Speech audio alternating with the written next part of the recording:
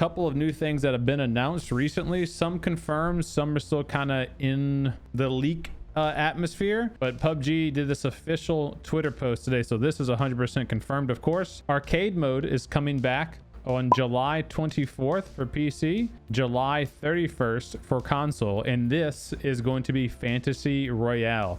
This will be the 3.0 or 4.0 version. I don't recall how many they had. I think this is going to be the fourth time Fantasy Royale makes a return.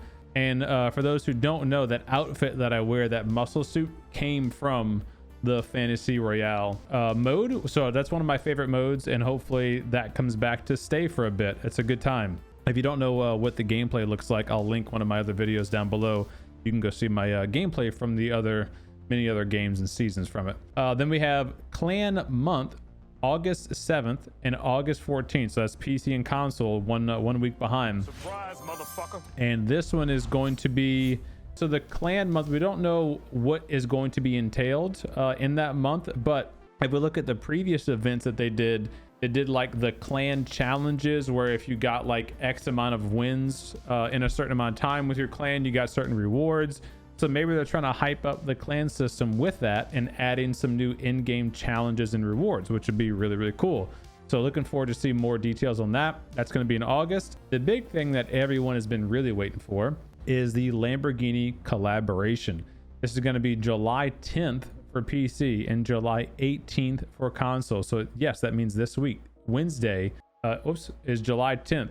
This Wednesday. So we're going to be able to start buying or earning the Lamborghini Collaboration. Now, we don't know if it's going to be a crafter pass. We don't know if it's going to be a gamble crate system yet, but PUBG did put out a little hype trailer that we can take a look at here in just a sec. All right, so let's take a look at this PUBG Collaboration Lamborghini trailer. And there's a couple of little sneaky things kind of hidden around in this trailer. I'll see if I can't point those out for y'all. And yeah, take a look at what's coming this week for PUBG on PC and next week for PUBG on console.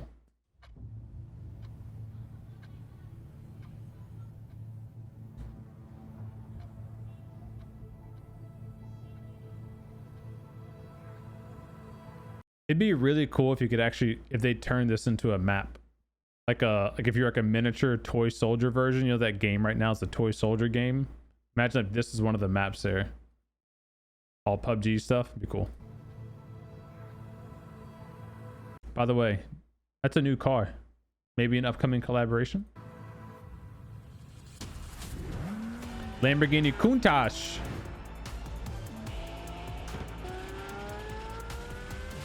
So this is your first look at the clothing that's going to come with the bundle, like they did with the Ducati and the Aston Martin stuff.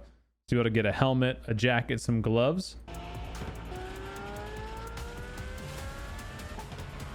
Car sounds badass.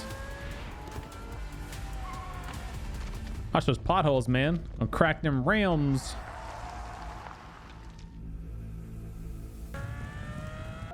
That V12 sounds sick.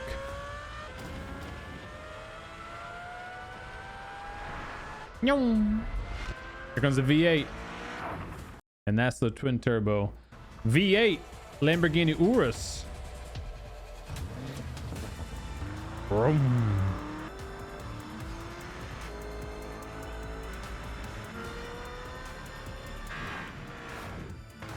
Choom, choom.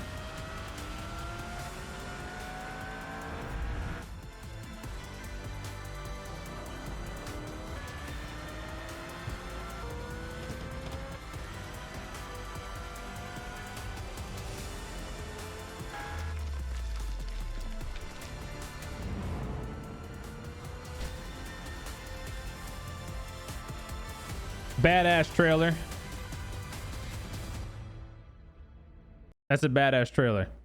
So you got the Countach, which is going to be a two-door roadster. That's going to be a specialty skin for the RB Coupe.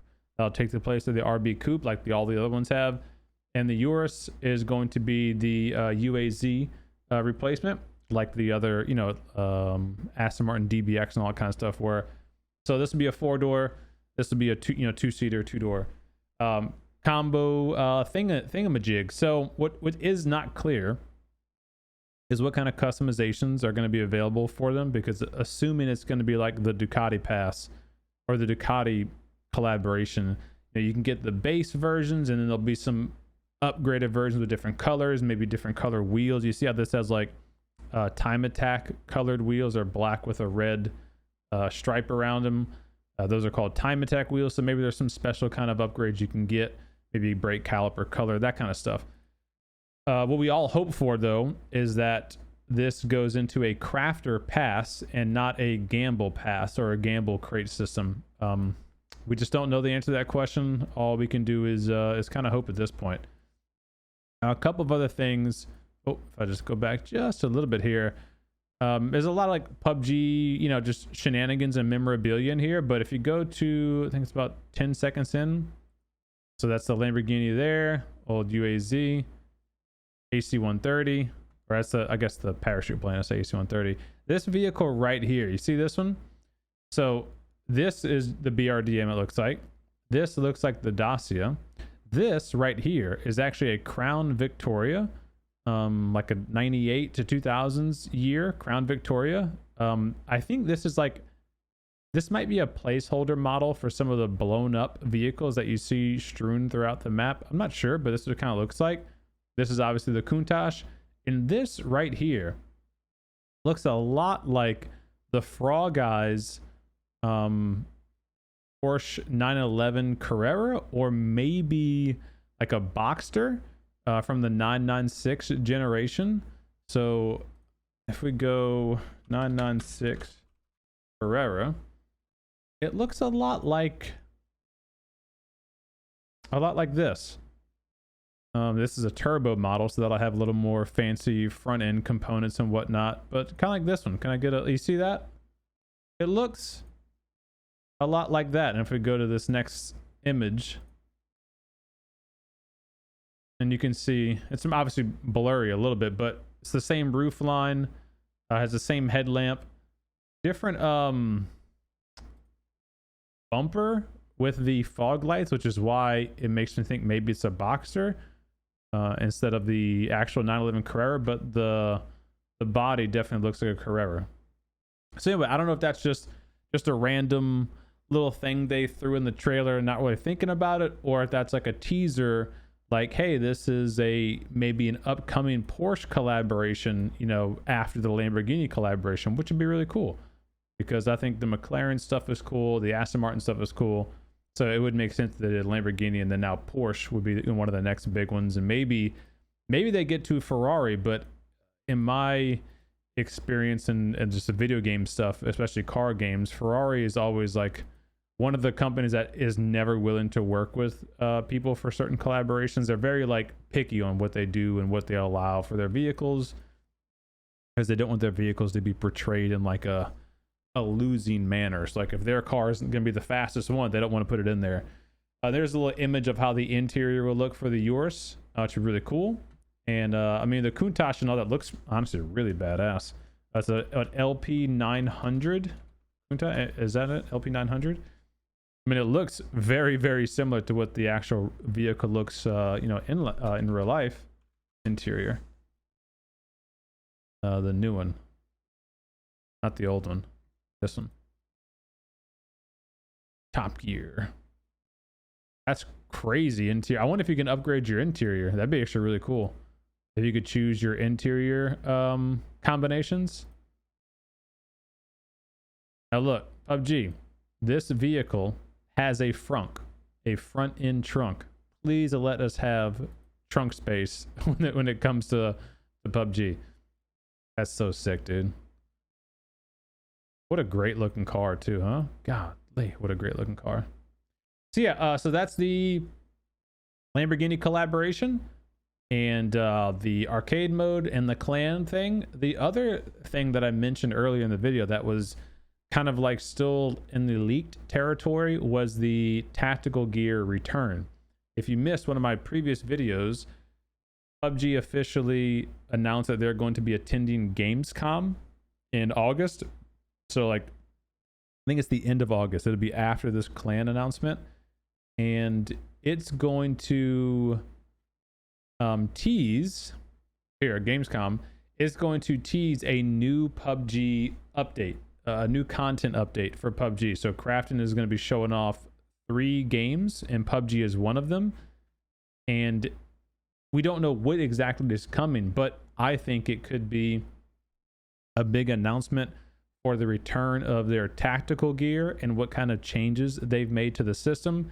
We've already got some leaks of what the repair kit is going to look like and some other things, like a camping tent or whatever. So we've seen some leaks, nothing confirmed, but they obviously are working on tactical gear changes. They've said so themselves when they removed it during the roadmap, the big like dev blog video that I covered that was like 2 hours long.